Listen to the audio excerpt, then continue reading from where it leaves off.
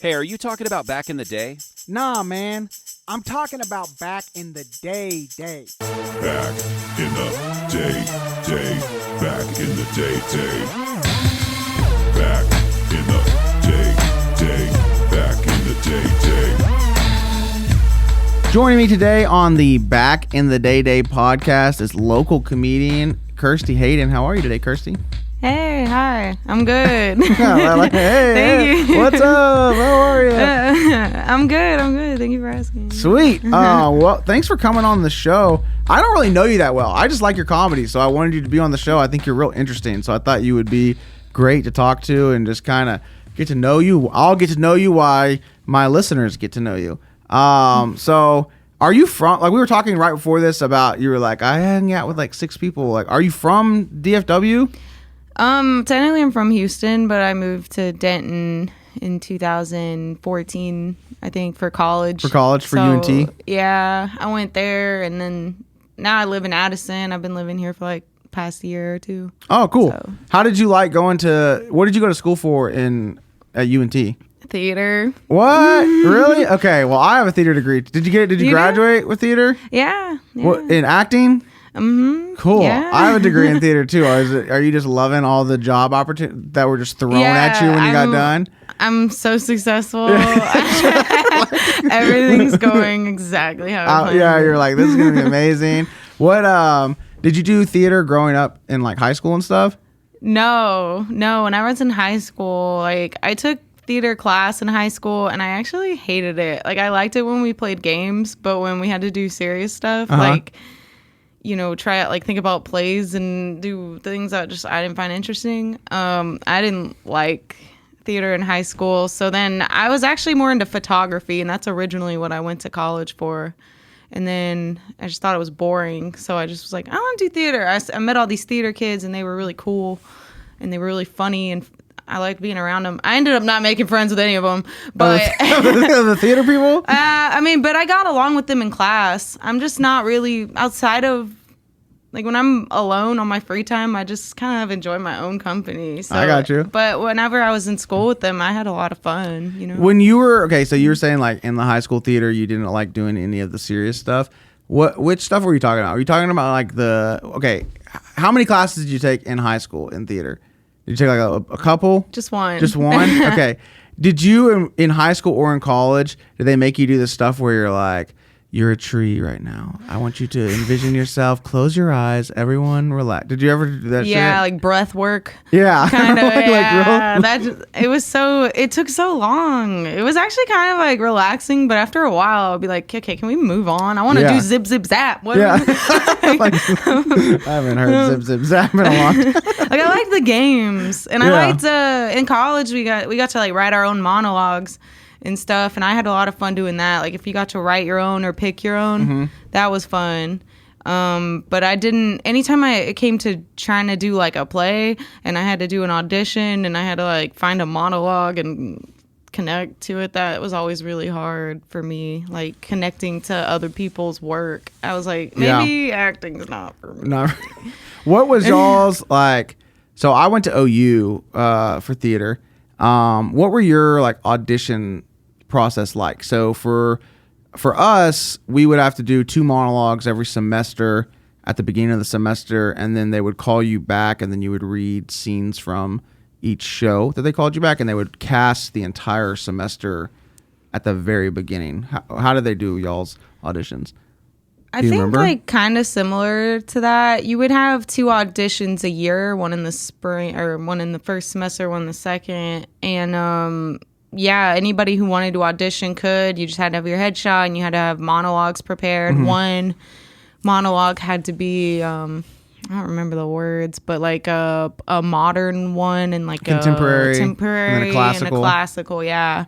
And you had to have 2 of those prepared, and you just did it in front of, the directors of whoever was directing the play. Some of them were students, and then some of them were like directors that were professional, brought in from the outside. Not like famous, but professional, not students. And then you just did it, and then if you got a call back, they'll let you know, and if you didn't, then you didn't. Cried in the hallway. I never cried though. I was just kind of like, I mean, I didn't really want to do it. I just wanted to see if I could. Did you do any shows while you were at UNT? No, I just did all the classes, and I killed it in the classes because, like I said, whenever I could write my own or pick my own, I did really good. But when, the plays that they did, like even like the Crucible, I thought I might get into that. I mean, witches and stuff, but even that was like, I just don't. You really do need to like acting and doing plays is a different beast. Yeah, it really is, and sometimes too, like I did a show one time where the playwright was the director. It was like the first. It's a show that's actually turned into where there's been like 10. They've done it 10 or 15 more times since then, and I was in the original cast of it, and the director was the playwright, and it was the most frustrating experience because you would say a line, he'd be like, when I wrote this, I was it's like, well, get out, man, you wrote it, you cast me in this, let me do something with it, you know what I mean? So yeah, that's after college, did you do anything? Did you try to do any acting anywhere? Are you doing any acting? No, because like during college, we had an assignment where we had to write a monologue, and I did like a funny one, and we got to pick one, and I picked like a Bo Burnham poem. We had to pick a poem. Okay. And I'm not a poetry person, so I picked Bo Burnham's poem. He had a book of poems. I don't know if you ever heard of it. And I didn't even really know who he was. I knew that the poems were funny. And whenever I was doing that, it ended up making people laugh, and I was like, oh, this is fun. And then that's kind of when I started doing stand-up. I was like, maybe I should, do that. Maybe theater's not for me. I only auditioned like 2 or maybe 3 times in college for plays, and I just realized, I was like, I don't know if this is for me. Like, I get awkward when the audition comes. I can do well in the classes, but then when the audition comes, it's like, do I really want to commit, 8 weeks of all my free time to like, I don't know if I want to do that. Because have you done a play before ever? No. Oh my gosh, it is the biggest time. Yeah.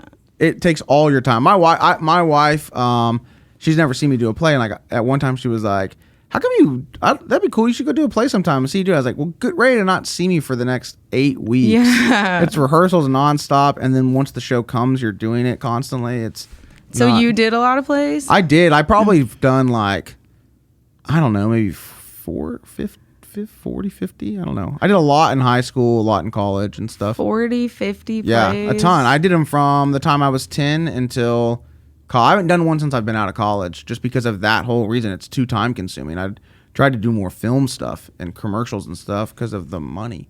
Like, it's just being honest. Like, it was like, I'd rather do something that pays me instead of something that's going to take up 8 weeks of my life that I make $100 for the week or something.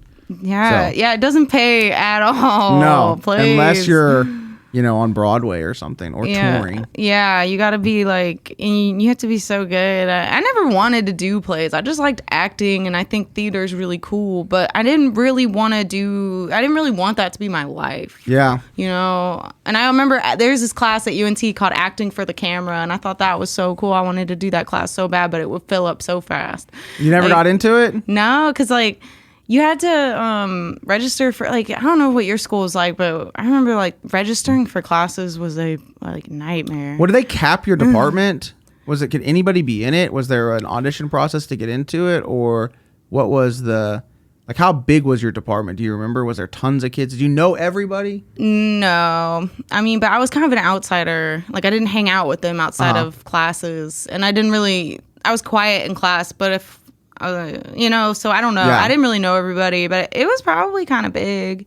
I don't know though. I'm not really sure. Our program was real small, so they took 12 guys and 12 girls a year, so they would cap it at that. Oh. And then on the acting side, I don't know how it worked on like the behind the scenes technical side of it, but for acting, they would take 12 guys, 12 girls. They claimed, and I never believed this, but they claimed they auditioned 3,000 people a year. I don't think that's true. Not at all. my God. I don't know how that possibly could be true that you would see that many people, but that's what they told us. But you had to audition to get into theater in your Yeah. school? Oh, God. Then ours was big because I just walked in one day Just signed to their up. advisor office and I was like, how do I become in this? Like, I don't want to do photography anymore. I want to do this. And she was like, okay, here you go. No, it was a whole audition process to get into the program and everything Oh my like that. gosh. So you probably went to a pretty good school then for theater because Yeah. OU's like the second oldest school of drama in the nation, behind Yale, I think, is the first one. Oh my god. And then they're in like some website ranked them recently, or some publication like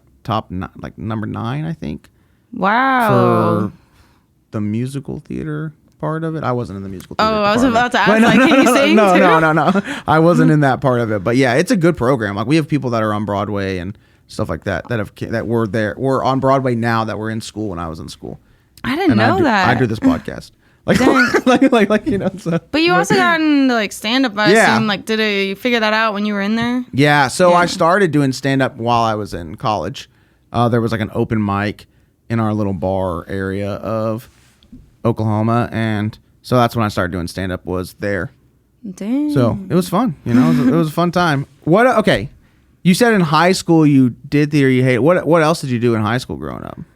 I was not involved. I tried to, and I had kind of a joke about this too. My freshman year, when my mom really wanted me to do drill team, Like and the dance drill team? yeah, and I didn't want to do it at all at first, just because she wanted me to do it. But then I ended up really wanting to do it, so I auditioned or tried out for it, and I didn't make the team. And once I didn't make that team, I just became like a partier. I was like, all right, well, that was my shot at trying to be a good kid. Now I'm just going to make good grades. I'll go to college, but I'm just going to do whatever I want. So you didn't do any other extracurricular activities? Just hung out? Yeah. Well, I worked. My sophomore year, I got a job at Steak and Shake, and I just worked Yes. there until What I was that like? graduated. It wasn't bad. It was like kind of a fun. I mean, I was like 16, so there wasn't a lot of places I could work. Yeah. And I didn't want to work retail. Like I wanted to wait tables, but you can't really wait tables at 16 unless it's, you know, at Steak and IHOP Shake. or Steak and Shake or something. Yeah. So, and I was like, well, I'll just work wherever they hire me. And I ended up working there for 3 years until I like was 18 and could get a job, a better serving job, I guess. But yeah, I worked there, and that was kind of my extracurricular. It wasn't school, but that's what I did to kind of keep myself in check, I guess. Were you like the funny kid in class, or were you very quiet and kept to yourself? I feel like comics are either one of the other. Yeah, they are. I kept to myself. I didn't ever like attention in class. No, I like to. I hated any and all attention in class. I was very quiet. I made people laugh that were like around me, but I was never like, you know, that class clown. Yeah. Like I was very quiet. Very quiet, keeping to yourself. Maybe just observing everything that everyone's doing, or not even that. I mean, yeah, I'm always been a people watcher, but I've just never liked to cause a lot of problems in class because I don't like to study, and getting good grades is very like hard. So I always kind of looked at it as, well, if I'm at least behave myself in class, maybe the teacher will kind of give me a free pass because I don't cause any problems. Did you get good grades? I've always been like a BC student, you know, but even when I maybe should have failed, I think teachers passed me just because They I liked don't you? cause any problems. Yeah, dude. I tell people all the time, I was like, just show up to stuff, and Yeah. like you'll be perfectly fine. That's what I did all through college. I was like, there's definitely classes there I should have failed, but I showed up, so they passed me. Dude, I should have failed chemistry my sophomore year of high school.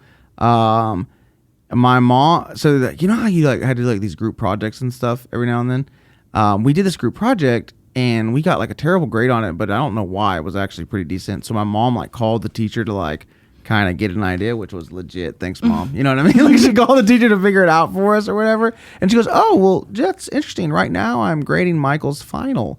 And he got a 41 or something. Like, and I was like, my mom lost all clout. Like, you can't call and complain about the bad grade that I got on this group project when I just got a 41 on the final. I don't know. I think she just passed me because she liked me. Like, I think I Yeah. probably had like a 68 or something, and she was like, all right, I'll just pass him. there's no point in him coming back to this class. Yeah, it's like I feel like they just respect you more if you're just not the one causing all the problems, and getting in trouble. I was very scared of that as a kid. Like I would do things that I probably wasn't supposed to be doing, but I was always like, I don't want to get in too much trouble. Like I don't want to deal with that. I don't know. No, you never got in trouble growing up? I did. What was the worst thing you got in trouble for? Gosh. I mean, I don't know. It's so like with my parents or with the law or with school. Yeah, all three if you want. We can have categories if you want. Whatever you. I mean, I know I would sometimes, like I guess in school, like I would skip class sometimes, but I never got in too much trouble. The security guard, I remember though, would like, one time the security guard was chasing after me and I just ran from her. Right. And she was terrifying. She was like this big lady with these bulgy eyes and like this white hair. And she was so scary. And she was like chasing after me. And I just ran away from her. And why was she chasing you? Like what were? Because she knew we were skipping class. And she like just threw me in ISS for like a day or something. And I was like, okay, well I don't know. But with my parents, they never really been too disciplining. I've never been arrested, but I guess like the worst thing I did was after I was 18. I went to prom drunk and I was already 18 and my parents had already caught me like smoking weed and they knew I was drinking and they just like didn't even really care. So they didn't care really, but my dad had to pick me up from the prom. I was freaking wasted and my like teachers were like around me and it was so awkward and they were like, and the cops were there and they were like, if your dad doesn't pick you up we have to arrest you. And I was like, oh my god, he's gonna get me. And he got me and he took me to the after party. And then when I went back to school, because they do prom like 2 or 3 weeks before school's over, just in case kids get drunk and they have to punish them. Yeah, so they can say you can't walk the stage or whatever. Oh, yeah. Well, they ended up letting me walk. I don't know how or why. Maybe they just liked me. My mom went to high school with my principal.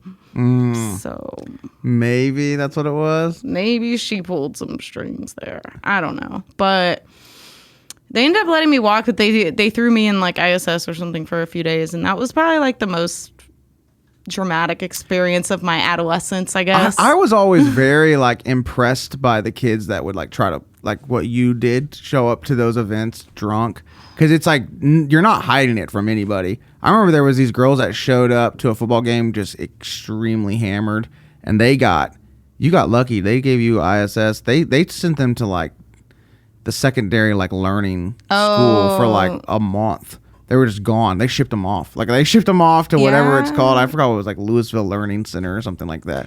And that happened to one of my friends. I don't know what she did. Probably same thing. I never wanted to do that. It's just that when I was growing up, I didn't know to eat something when you're drinking. So I was just drinking on an empty stomach all the time. And we got this party bus. And this is kind of embarrassing. But we got this party bus.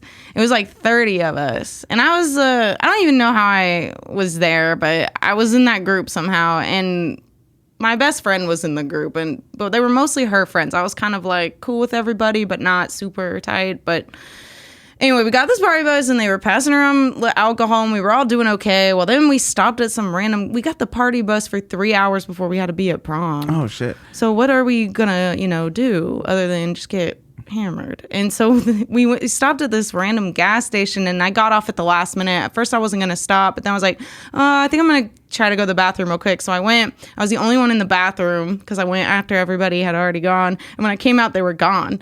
Oh, the party bus? Like, yeah. And I called my friend. I was like, y'all left me. And she was like, oh, shit. And then because there's like 30 of us on this little bus. So, I mean, they, and we're all drunk. And so they came back and got me. And when I got back, they were like, we're sorry. We just we didn't count. We didn't do a head count. And, here, and they were all passing me these bottles and telling me to take shots because they forgot me. And I was like, okay. And then I was already drunk and then it just got worse. And then by the time we got to prom, I was like, I'm fine. Let's do this. And then I was told they were doing breathalyzers when you got there, but I guess they didn't because I would not have passed that. And I got in there, and I don't know what I did to get myself kicked out, but I sobered up by the time it was time for the after party. So by the time your dad showed up and took you to the after party, where was the after party at? Was it at like one of those like main event type things? No, it was in Galveston. I'm from like the Houston area. Oh yeah. So you said that. So it was like we went to Galveston and we Oh. rented a house, and yeah, they wanted to go hard, but we had 30 people in our group, so it was easy to kind of like go hard because we had enough people chipping in on shit. I got so, you. Our like high school threw an after party, and it was always at like like a lock-in type thing. Yeah, it was like main event. They would give like gifts to the seniors and stuff. I didn't think it was that cool, but I went. It was everyone went to it, but it was like they would. I mean, it's like why are you renting this main event out for 18-year-olds? But I guess they're not going to send you to something, really cool or whatever, Yeah, they can only. I mean, I've heard of like lock-ins where you get to hang out at the school all That would night. suck. I never did that. That would be terrible. No, I never really did any of the school stuff because I just wasn't really that cool with like even the group I went to with prom. There was like 2 kids in there that I was like cool with. And everybody else, I was just. That's why they left you. I was cool with all of them. I didn't have any enemies, but like I just wasn't close with them. Yeah. It was just kind of like we just hung out at parties together all the time, but they didn't really know anything. Like we didn't really know anything about each other. We were just like we just partied together. And that's it. So you said like the monologue thing. That's what made you realize like you kind of wanted to do comedy from that, right? Like performing that comedic. What was it? You said a Bo Burnham poetry, and then was it also when you got to write your own monologues?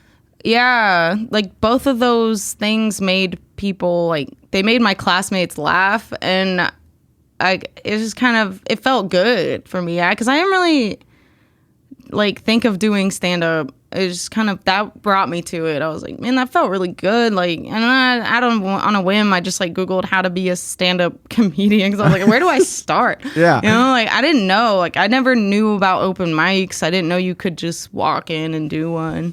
I just was like, how do I start that? And then Dallas Comedy House at the time, they had these classes that you could take, and it was like joke writing classes. And I remember thinking, dang, college should have something like that. Like that's kind of cool. I didn't know that existed, and I took one because I was like, I honestly didn't know where to start when I thought about doing stand up. I was like, I didn't know anybody that was doing it.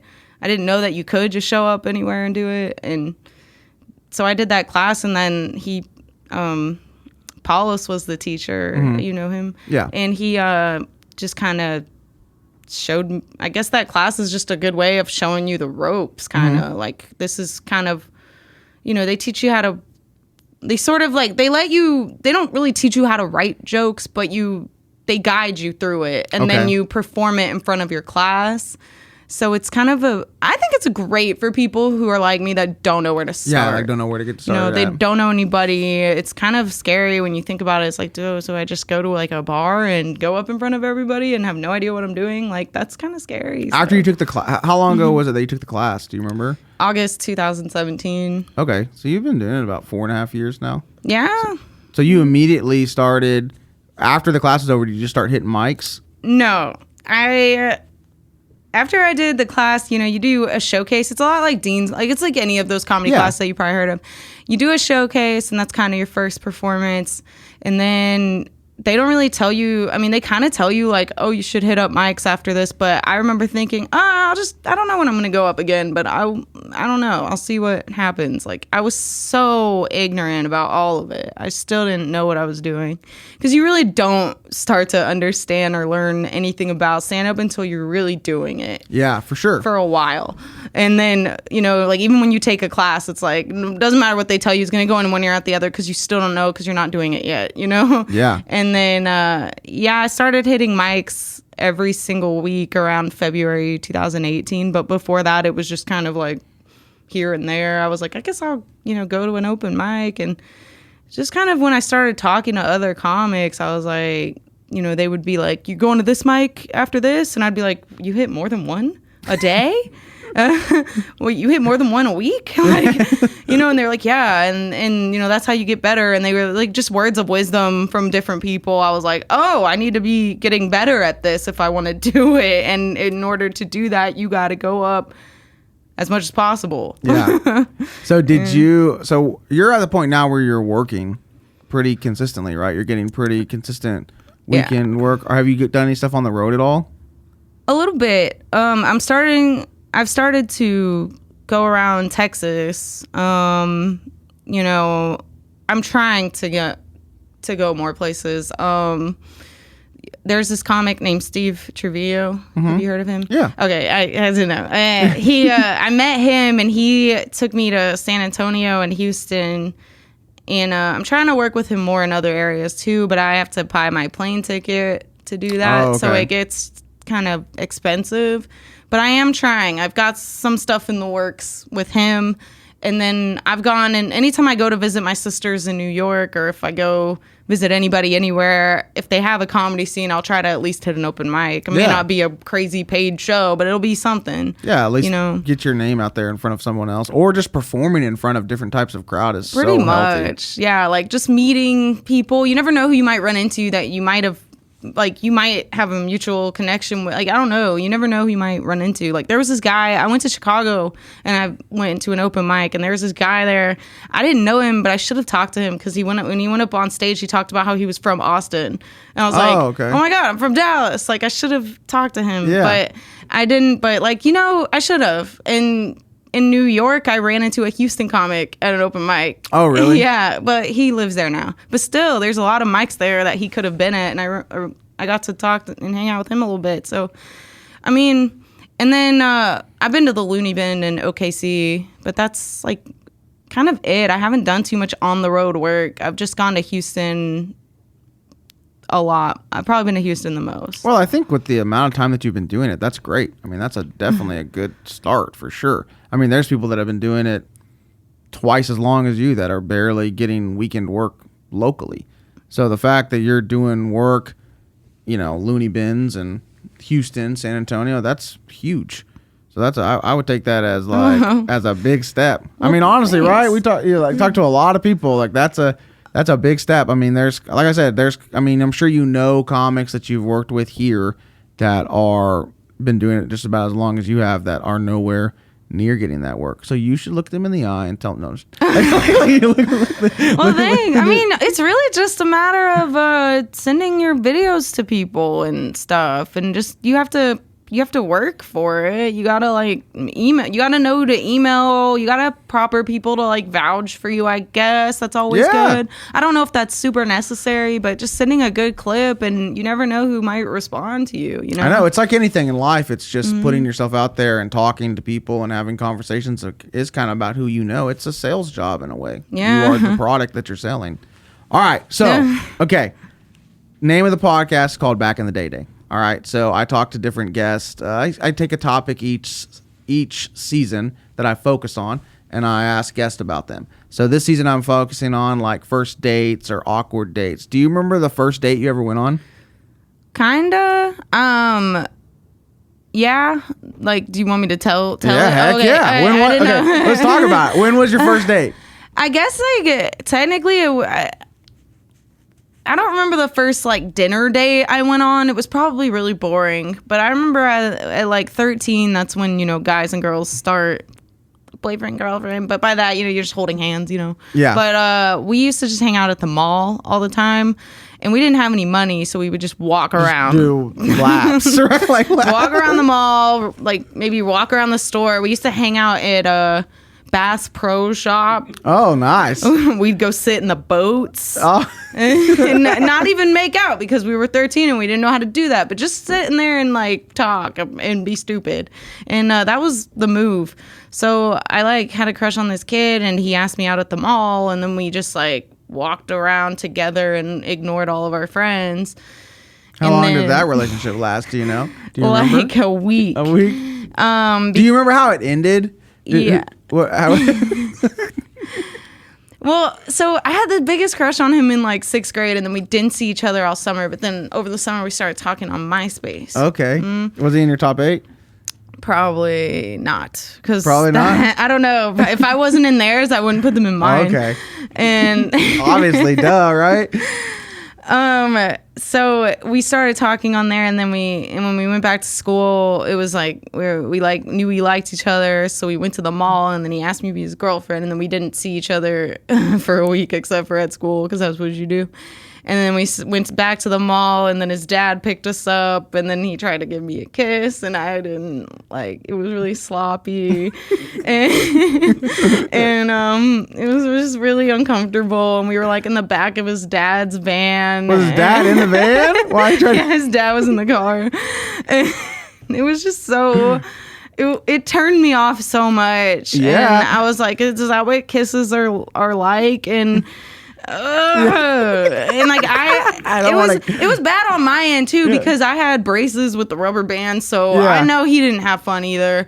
And that was it. I think we got out of the car, and I couldn't look him in the eyes. And then probably at school or through text, I was like, it's over. Oh, you broke up with him? Yeah. Your dad watched us kiss, and I just can't. I can't do that. It was like, it wasn't even his. It was that made it awkward, but it was his kissing. It was just so unenjoyable on every level. Was that your first kiss? Yeah. Yeah. I was like, I hate this. I don't want to do this ever again. He slobbered all over my chin. And I didn't know what the right way was, because I didn't have any experience either. But it was just I knew that was couldn't be it, not right? it. Yeah. And then but also he got weird. When boys and girls at that age, we don't know how to be in a relationship. Yeah. We don't even. He just didn't even. It seemed like he didn't know how to talk to me anymore. Like we were just really awkward around each other, and I was like, this just isn't. And that was my first date, was at the mall walking around, and then a sloppy kiss. And then you had texting. Well, you were able to break up with him through text because you're young enough to where texting existed when you were in middle school. Oh, did you not so texting probably came out when I was in high school. So did y'all not pass notes? Was that for your generation? We're probably the same generation as me, but for your age, were y'all not in the note passing life? Did y'all write notes in class and then give them to each other after class? Yeah, we or did. Or you just text each other? We did that. So when it came to that kind of passing notes and do you like me? Yes or no? Check yes. That's not a real thing. I did that once to a kid in 5th grade. It was so embarrassing. He said nothing. You just walked in and ripped the piece of paper in front of you. Anyway, but in 5th grade, kids would pass notes to each other. So that was more of an elementary thing for me. Probably late elementary, because early elementary, you're not even, you're a baby practically. But in junior high, I don't remember. Maybe I remember writing notes to my friends. We would write each other, my really close friends. We would write each other these letters, and then we'd give them in between classes, and then we'd write another one. And they were just these long letters about can't wait to hang out after school. Yeah. And eat all these snacks. So in depth, right? Stupid. I never really did that with I don't remember a real situation where the teacher was give me that note, and it was so and so smells or something. Yeah, I don't remember. We had there was a burn book that went around in my high school where they would talk shit about different people in that book, and it was something out of a movie, and I remember it got taken up. And it was a big deal. The people that created it got in so much trouble. Probably because of Mean Girls. Well, Mean Girls was when I was probably definitely not in high school. Oh. When did Mean Girls come out? I don't know. But I was out of high school by that point. But yeah, it was something like that, something to that level, to where people were talking crap about everybody. Dang. But yeah.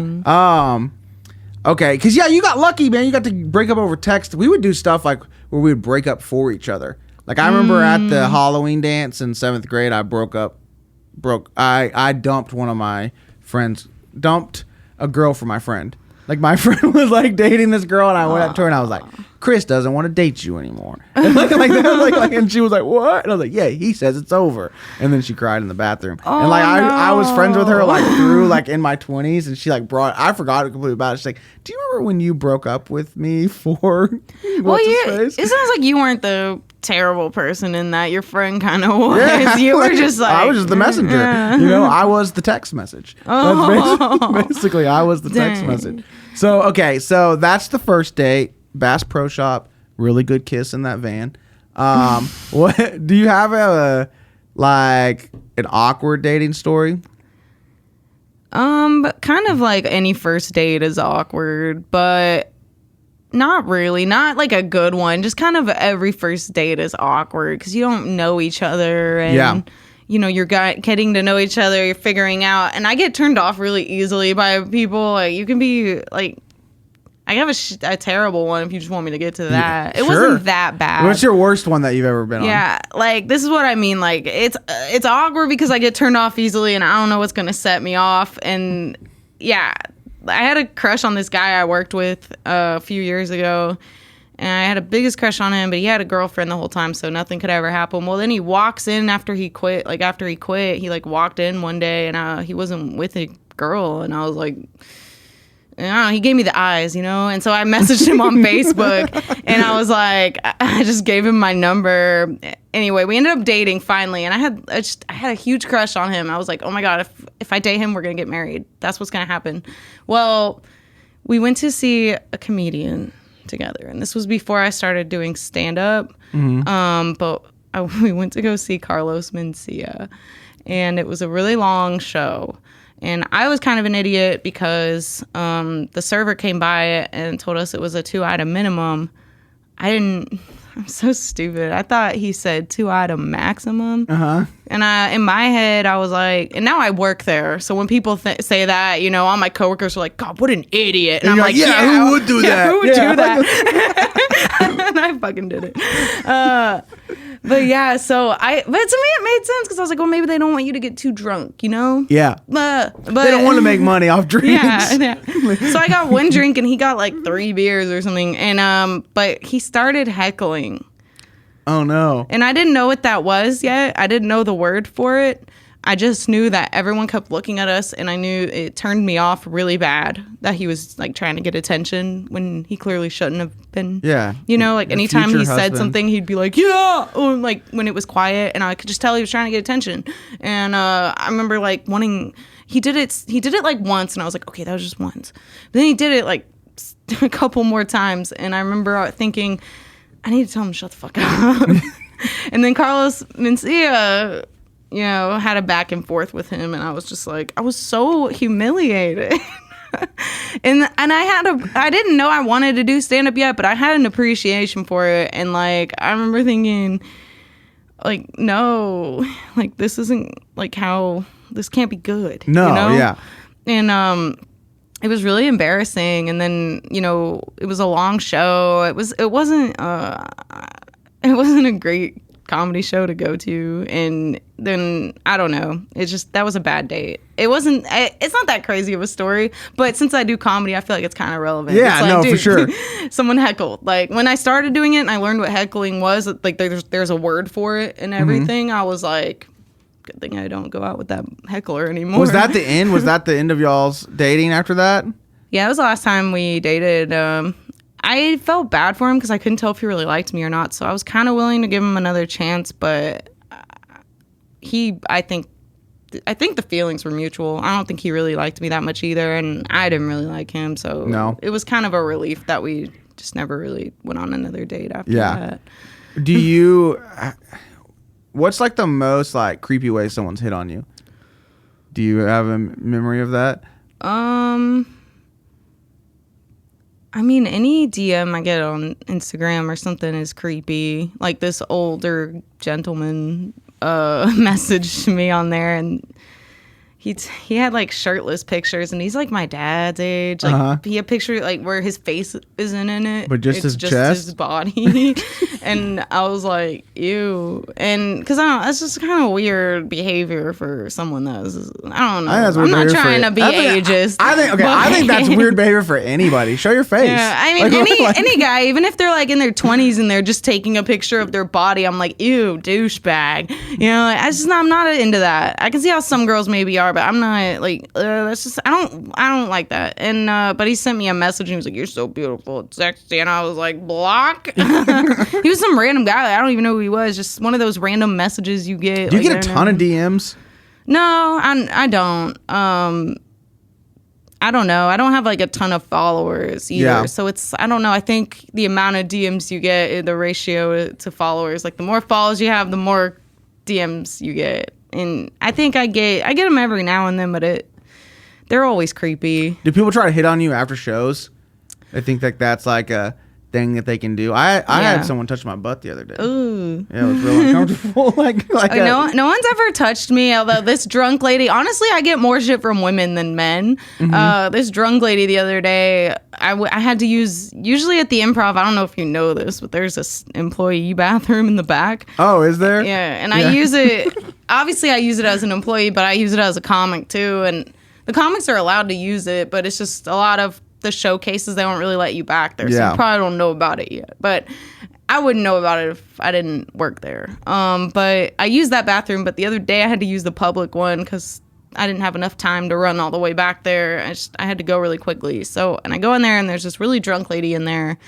And she like looks at me and, you know, she's being really nice, but she's like, "You were so funny. I loved you." And then she like hugs me and I'm like, "Oh," and then she kissed me on the neck. Oh no. Oh, gross. I was like, "No, you're lucky you're a woman, because if you were a man, I'd fucking punch you and get you kicked out." Oh God, that's awful. That's so creepy. I mean, women aren't really allowed to do that either, in my opinion, but if they're being really nice and I can tell they're just really, really drunk, I'm not going to be a bitch about it. But if they're a guy, I would have been like, "She just kissed me on the neck." Yeah. What? Like, I don't know. But men, I mean, if they hit on me after a show in person, they're usually pretty like respectable about it. Yeah. Like sometimes they'll be like, I have this joke about how I don't smoke weed. The other day, this guy was like, "You really don't smoke weed?" And I could tell he was like kind of trying to invite me to like smoke with him probably. And I was like, "I really don't. Keep walking." Yeah. I was like, no. And so I don't know. I've never had like a crazy creepy experience. It's mostly like the women. They think they can like touch me and hug me and kiss me on the neck. And like, that's not the first time a woman's gotten a little handsy on me after a show. Really? Whatever the time did someone get handsy on you? Like sometimes they'll just like touch my leg. Like I was sitting in a chair one time and this lady came up to me and she was like, "You were so funny." And she started like touching my legs and like hugging me and playing with my hair. And I was like, "Stop." Yeah. I was like, "Stop. I'm not a cat toy." Yeah. But it's like they're so drunk. I don't want to like set them off. So I try to be like low key, but it's uncomfortable. Yeah, no. I wouldn't want to live that life at all. Yeah. Okay. So I have this thing that I'm having people do this season. Do you have Facebook on your phone? Yeah. Will you look on your Facebook memories and tell me the most creepy or awkward or stupid thing that you wrote on this day? Oh, so that's before? A good one. Okay. Are you ready? I have a good one right now that I just looked at mine just now, and it's so douchebaggy. I can't wait to tell you about it. Okay. I hope I have a good one. I don't know.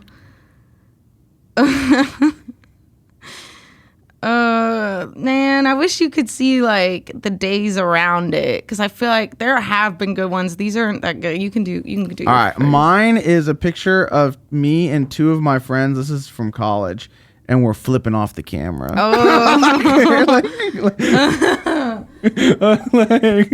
Here, can you see it? Yeah, go for it. It's like isn't that so douchey? And my shirt says "Playa" on it, and with a beach. I think that means playa. Yeah, but that's what it is. It's funny. But it's not. It's so douchey, and I have a lot of hair gel. Like, oh no.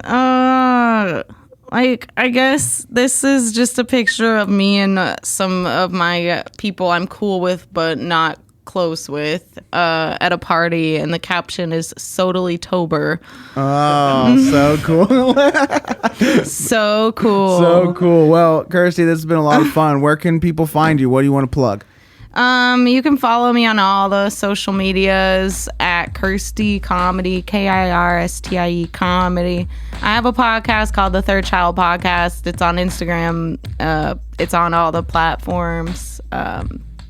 That's it. Sweet. Well, guys, make sure you follow Kirstie. Check her out. I will plug shows that you heard at the beginning of this episode because I can't remember which ones I have coming up when this episode comes out. Make sure you follow me on Instagram at Michael Pasvar and follow me on Twitter at Michael Pasvar. Check out dates at michaelpasvar.com.